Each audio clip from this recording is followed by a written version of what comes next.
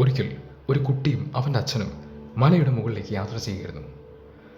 സഞ്ചരിച്ച് അവർ മലമുകളിലേക്കെത്തി.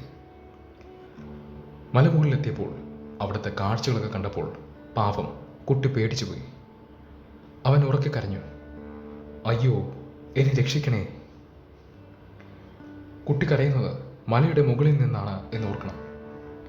നിങ്ങളിൽ പലർക്കും അറിയാമായിരിക്കും, മലയുടെ മുകളിൽ നമ്മളൊരു ശബ്ദമുണ്ടാക്കിയാൽ അത് എക്കോവായി പ്രതിധ്വനിയായി നമ്മളിലേക്ക് തന്നെ തിരിച്ചെത്തും. സ്വാഭാവികമായി ഈ കുട്ടിയുടെ വാക്കുകളും എക്കോവായി തിരിച്ചെത്തി. അവൻ്റെ ചുറ്റും അയ്യോ എന്നെ രക്ഷിക്കണേ എന്ന കരച്ചിലായി.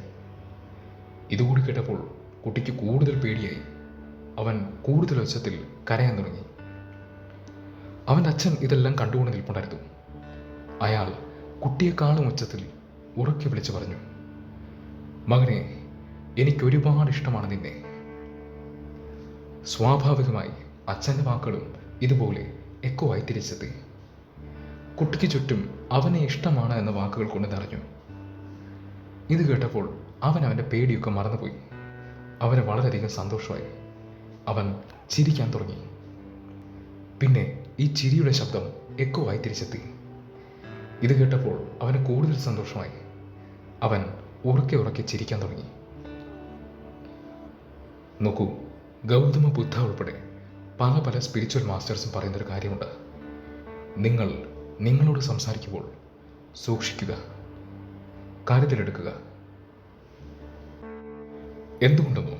കാരണം ഇതാണ്, നമ്മുടെ മനസ്സും ഇതുപോലെ ഒരു മല മുകളാണ്.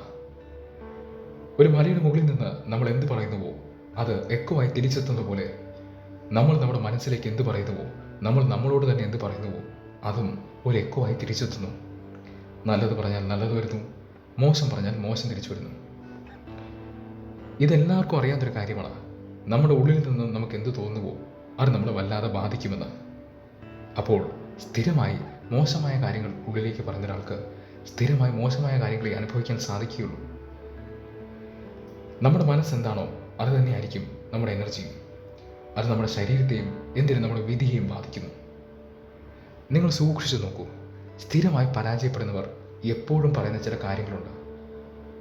എനിക്ക് ഭാഗ്യമില്ല, എനിക്ക് കഴിവില്ല, ഞാൻ എന്ത് ചെയ്തിട്ടും കാര്യമില്ല, ഓ ഞാൻ എന്ത് ചെയ്താലും ഇങ്ങനെയൊക്കെ വരികയുള്ളൂ. ശരിയല്ല. നിങ്ങൾ നിങ്ങളോട് എന്താണ് പറയുന്നതെന്ന് ശ്രദ്ധിച്ചു നോക്കൂ. നിങ്ങളുടെ വാക്കുകൾ നിങ്ങളുടെ വിധിയെ നിർണ്ണയിക്കും. മനസ്സിൻ്റെ ട്രാപ്പിൽ നിങ്ങൾ വീഴാതിരിക്കട്ടെ. നിങ്ങൾക്ക് ജീവിതത്തിൽ എന്നും ഉയരാൻ സാധിക്കട്ടെ.